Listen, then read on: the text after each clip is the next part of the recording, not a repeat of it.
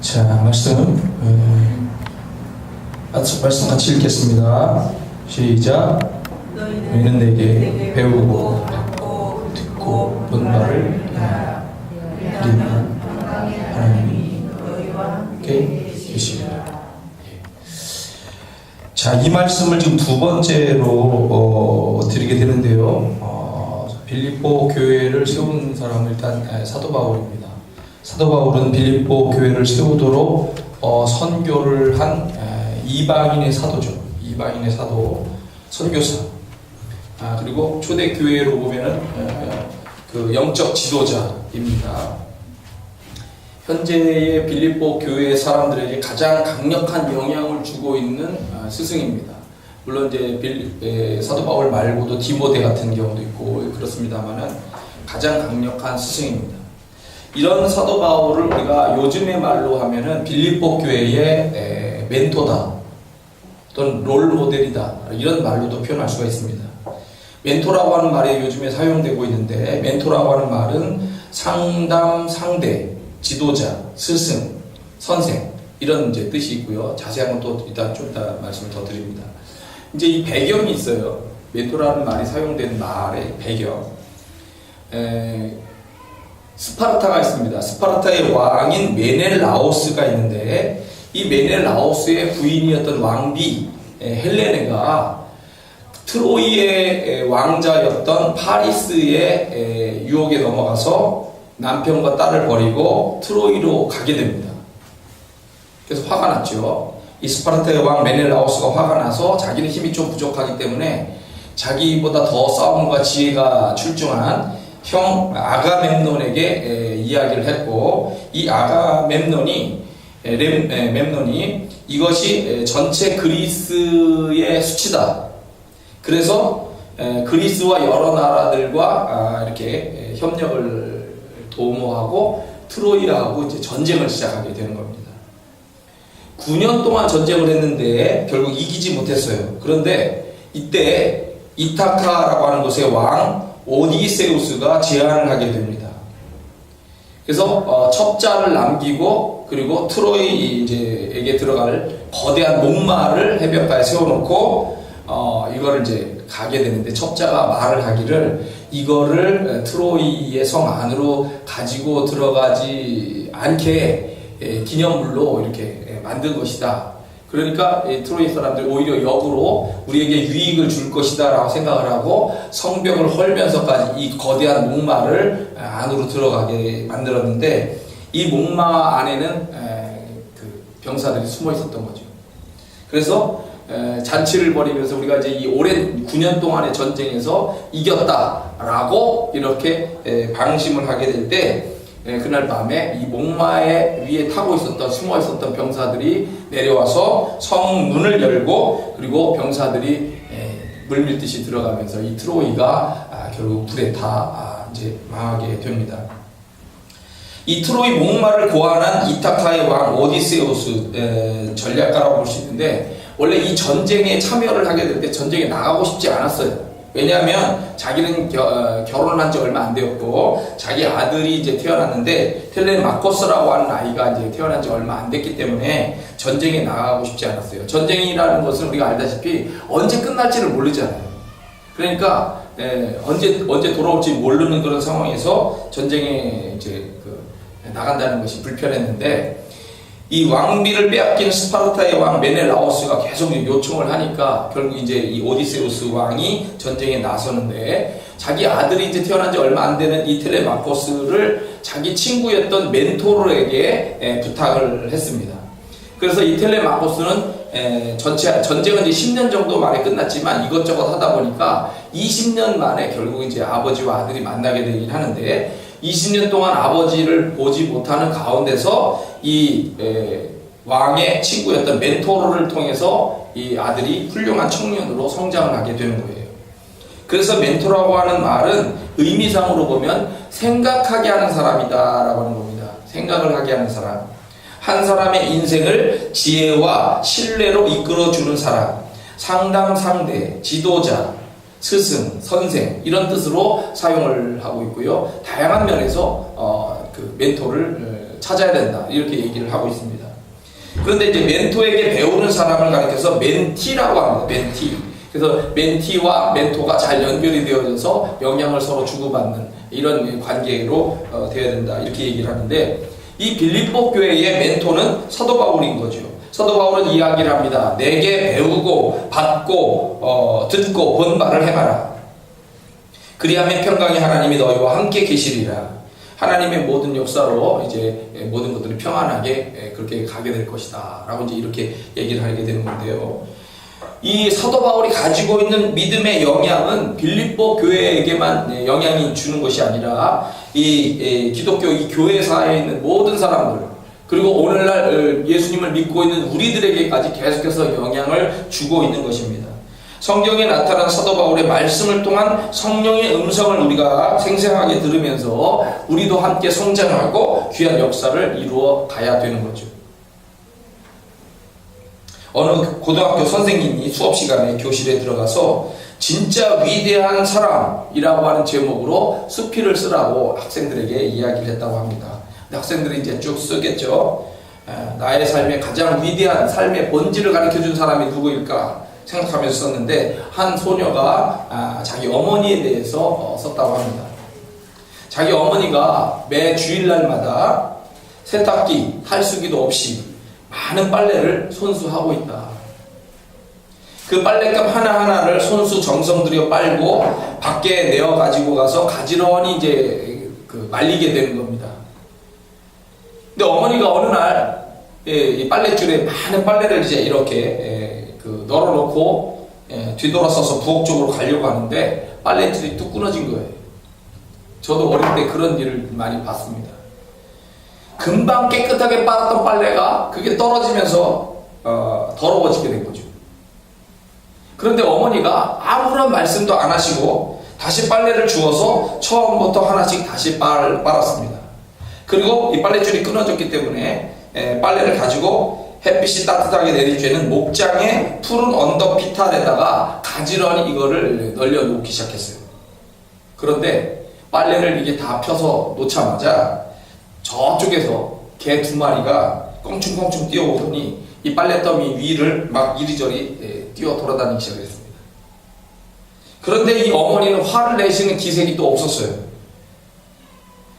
그렇게 화를 내지 않고 부드럽게 이 어머니는 그 문제를 풀어가시더라는 거예요. 그래서 이 어머니가 너무 위대하다라고 자기는 생각한다라고 이 수필을 쓴 거죠.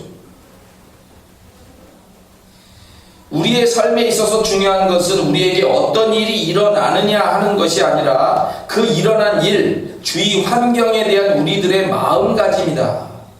어떤 마음을 가지고 사느냐, 그것이 중요하다는 거고, 그런 식으로 하나님의 사람으로 살아가야 된다는 건데, 어머니를 보면서 이 소녀는 여하튼 그런 감동을 느낀 거죠. 근데 우리는 그렇게 하지 않잖아요. 소리를 막 버럭 질렀을 거예요.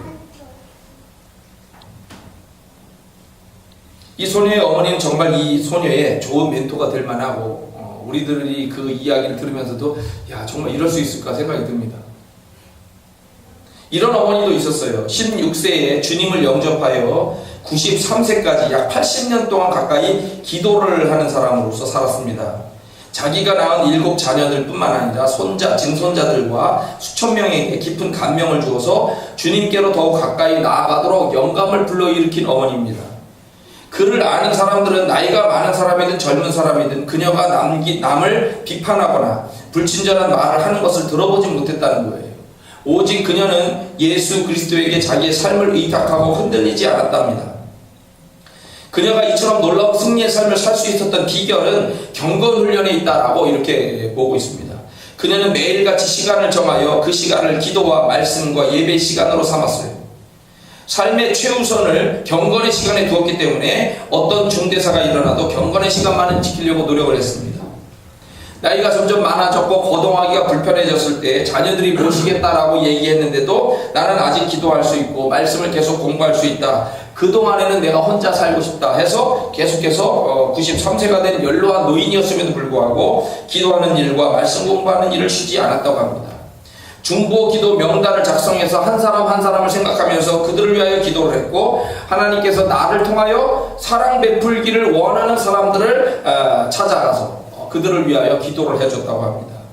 이 기도의 열매, 아름다운 모습의 열매로 인해서 수많은 사람들이 고난 중에서도 하나님의 능력을 체험했고 그리고 신앙의 사람으로 바뀌어졌다고 하는 그런 고백이 담긴 어머니의 이야기도 있었어요. 두 형제가 있었습니다. 형과 동생이 자라나는데 한 배에서 나와도 다 다르잖아요. 근데 특히 멘토가 달랐다고 합니다. 형은 훌륭한 분을 자기의 멘토로 삼고 그분을 닮기 위해서 열심히 노력하며 살았어요. 동생은 나쁜 사람을 마음에 생각하고 그 사람을 멘토로 삼고 그 사람을 닮기 위해서 노력을 했습니다. 시간이 흐르고 결국 동생은 살인범이 됐고 감옥에 갇혔습니다. 재판에서 사형 언도까지 받았습니다. 형은 공직에서 생활을 했었는데 공직에 있는 동안에 많은 공로를 세웠고 잘 알려진 사람이었다고 합니다. 동생을 생각해서 형이 가만히 있을 수가 없었어요. 그래서 주지사를 찾아갔습니다. 동생을 저를 보고서 좀 사면을 해주십시오. 한 번만 기회를 주십시오. 그 간청을 주지사가 듣고 형의 공로를 생각해서 사면장을 써주었습니다. 양복 안주머니에다가 주지사의 사면장을 받아가지고 형은 곧바로 감옥으로 달려갔죠. 동생을 만났습니다. 형이 물었어요. 자, 만약에 내가 사면을 받고 살아나간다면 너는 무엇을 하겠니? 동생이 안면을 찡그리더니 즉시 이런 대답을 했다고 합니다. 만약에 내가 살아서 감방을 나간다면 첫째로 나에게 사형 언도를 내린 판사를 찾아가지고 그놈을 죽일 것이고 그 다음에는 내 재판에서 증인으로 섰던 그놈을 찾아서 쏘아 죽일 것이고 형은 그냥 그 자리에서 나왔죠. 누구를 따르느냐 누구를 모델로 하고 있느냐에 따라서 삶이 달라질 수밖에 없는 거예요. 존 아사리프 머레이 스미스가 쓴 더 앤서 대답이라고 하는 그 책에서는 이런 대답을 하고 있습니다. 우리는 17살이 될 때까지 아니 너는 할 수 없어 라고 하는 말을 평균 15만 번 듣는다. 이렇게 듣는지 잘 모르겠어요. 하여튼 15만 번 듣는다 이렇게 얘기했어요. 그래 너는 할 수 있어 라고 하는 말은 반면에 5,000번 밖에 듣지 못한다는 거예요.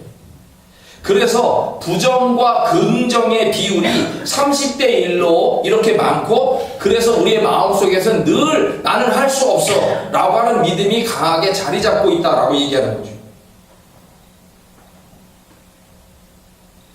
정말 내가 무엇을 배우는가, 무엇을 받고 있는가, 무엇을 듣고 있는가, 무엇을 보고 있는가, 무엇을 따르는가에 따라서 달라지는데 우리의 이 교육이 뭔가 문제가 있다는 거예요. 그러니까 왜 자꾸 사회는 좋아지는 것 같은데 자꾸 나빠지느냐 이거예요. 도대체 교육이 어떻게 가고 있기에 이렇게 사회가 어떤 영향을 주고 있기에 자꾸 아이들을 나쁜 쪽으로 가게 하고 그렇게 거칠게 만드느냐 이거죠. 좋은 것, 은혜로운 것, 발전적인 것, 사랑하는 것 이런 영향들을 받도록 이렇게 가르쳐야 되는 거죠. 큰 성공한 사람들을 찾아봤습니다. 억만장자를 찾아봤습니다. 사회적으로 큰 일을 하는 사람들을 찾아봤습니다. 그들은 자기들에게 아주 좋은 영향을 준 멘토가 있었다라고 이렇게 얘기를 하는 거예요. 여러분 검색해보세요. 누구든지 자기에게 좋은 영향을 준 사람, 그 사람의 영향을 받아서 글을 쓰고 사회적인 일들을 하고 정치적인 일들을 하고 어떤 훌륭한 일들을 해냅니다.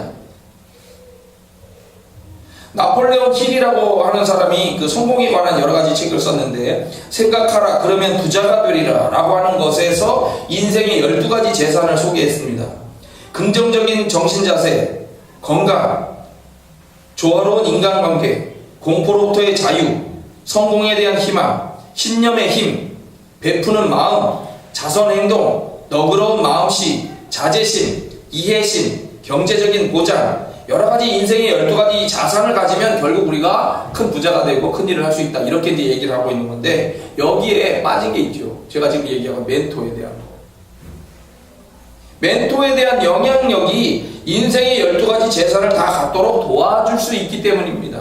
어떤 멘토를 내가 가지고 있느냐에 따라서 내 삶의 이 전체적인 흐름이 바뀌는 거예요. 앤서드 멜로이라고 하는 사람이 쓴 글에 이런 이야기가 있습니다. 어떤 사람이 가게를 개업을 해서 생계를 유지를 하고 있는데 10여 년이 지난 어느 날 맞은편에 자기 가게보다 훨씬 더 큰 연쇄점이 이제 들어오게 됐습니다. 덜컥 겁이 났죠. 가게가 들어오니까. 손님의 수라고 하는 것은 늘 정해져 있잖아요. 두 집이 들어서면 자연히 수입이 줄을 것이고, 더군다나 자기 자신도 별다른 기술이 없었기 때문에 먹고 살 길이 이제 막막해지는구나, 이제는 망했구나 라고 고민을 하다가 자기가 평소에 존경하던 스승을 찾아가서 질문을 했답니다. 스승이 이런 충고를 해줬어요. 자네가 그 연쇄점 주인을 두려워하면 자연히 그를 증오하게 될 것이고, 그 증오가 쌓이게 되면 그 증오가 자네를 파멸시키는 원인이 될 것일세. 그러면 어떻게 하면 좋겠습니까? 매일 아침 일찍 일어나서 자네 가게 앞에서 자네 가게를 축복하고, 그 다음에 뒤돌아서서 그 연쇄점을 축복하게라. 아니, 나를 망하게 하는 그 경쟁자를 축복하라니요. 자네가 그를 축복하면 자네에게 축복이 돌아올 것이고, 자네가 그를 미워하고 저주하면 그것이 자네를 망하게 할 것이었어요. 6달이 지났습니다. 그리고 그 사람이 스승을 찾아왔대요. 날마다 걱정하며 근심만 했다면 정말 가게 문을 닫을 수밖에 없었을 것입니다. 그러나 스승님의 말대로 했더니 지금은 그 앞에 있는 가게 더 큰 연쇄점을 제가 인수하게 되었고요. 옛날보다 장사가 더 잘 되고 있습니다. 라고 얘기를 하죠. 좋은 영향을 주고. 제가 생각을 해봤어요. 그래, 만약에 내가 하고 있는 영업장 옆에 더 큰 가게가 이렇게 들어섰을 때 내 마음이 어떨까? 이 사람이 이 스트레스를 받기 시작을 할 거 아니에요. 스트레스를 받는 거로 압박감을 느끼게 되면 계속 불평하는 것이 되고, 걱정이 생기니까 얼굴이 걱정하는 것이 나오고, 그 친절하게 하던 이런 마음보다 걱정이 많아지면서 얼굴이 우울해지고, 뭔가 말도 퉁명해지고, 기분 나빠하는 말을 손님들하고도 자꾸 얘기를 나누면서 오히려 손님들도 이 주인을 만나기를 불편해할 것이지 않을까? 그런 생각이 들었어요. 마음을 넓게 쓰고 오히려 축복해주면서 생각을 바꿨더니, 그래, 그렇게 돌아올 것 같다. 저도 그런 생각을 해봤습니다.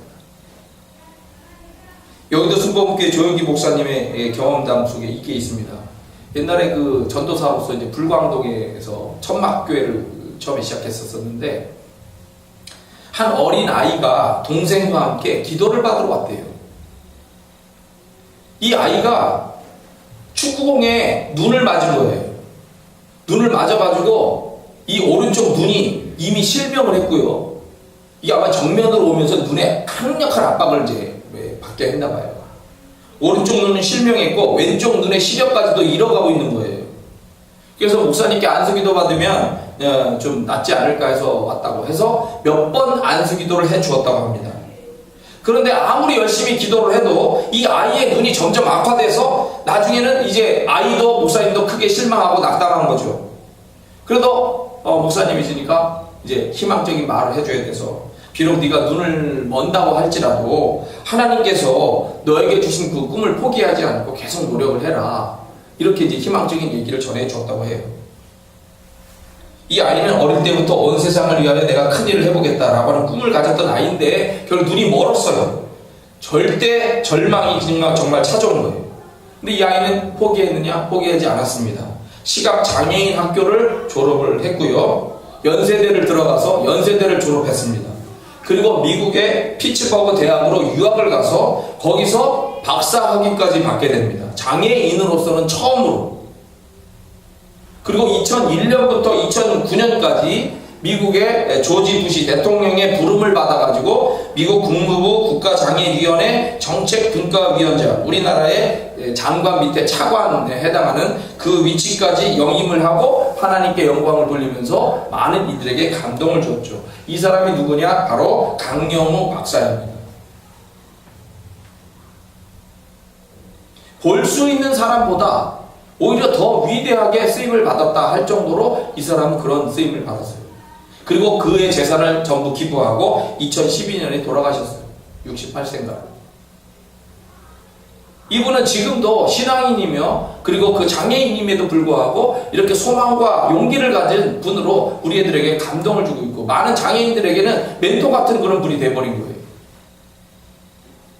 오늘 우리는 교회 안에서 하나님의 말씀을 다루면서 예수님을 나의 멘토로 삼을 수도 있고, 당연히 그건 당연한 것이고, 사도 바울을 우리의 멘토로 삼을 수가 있고, 또 다른 많은 신앙의 위인들을 우리의 삶의 멘토로 생각할 수가 있습니다. 그들로부터 받은 좋은 영향을 여하튼 가지고 우리도 누군가에게 좋은 영향을 주면서 살아가도록 힘을 써야 되는 거죠. 그러면 하나님의 평강이 우리 교회와 또 우리 삶 속에 이렇게 채워지게 될 거라고 믿습니다. 멘토를 그려보세요. 멘토를 생각해보세요. 나는 나의 삶에 좋은 영향을 준 사람이 누구인가? 그들을 늘 기억하고 그들의 삶을 생각하면서 발전해 나가는 여러분과 제가 되기를 축원합니다. 기도합니다. 내게 배우고 받고 듣고